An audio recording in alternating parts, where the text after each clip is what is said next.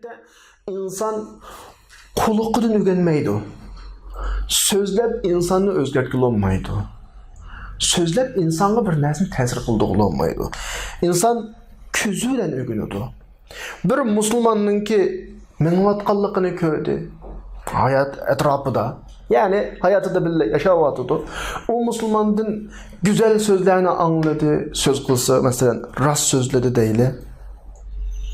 Muamele kılsa işençilik bir xil tuygu vardı onunla.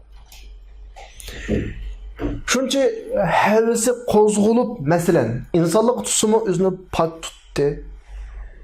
Mana bula etrafındaki tesir kıldığın ha mağul Müslümanken. Mağul müminken başkaları tesir kıldı da.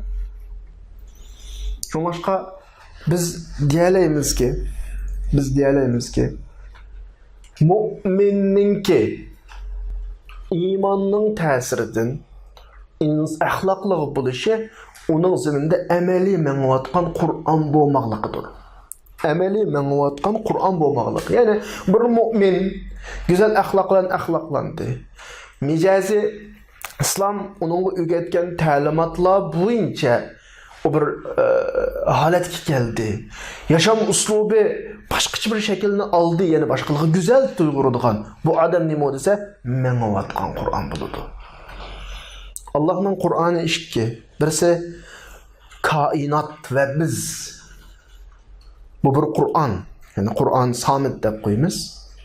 Yani birisi Kur'an natık, bizden kulumuzdaki Kur'an. Biz o Kur'an'ı okuğandan keyin, o Kur'an bizge tesir kılgandan keyin biz başkalarından aldıda sözlemeydiğen bir Kur'an gaylımız. Mаңıdığan, başkalarıyla aralışıdığan, başkalar bizden sözümüzden, iş hareketimizden, hemmenimizden menfaat aladı. Mana bu bizden Kur'an boğanımız, bu bizden hayat tirik Kur'an boğanımızdır.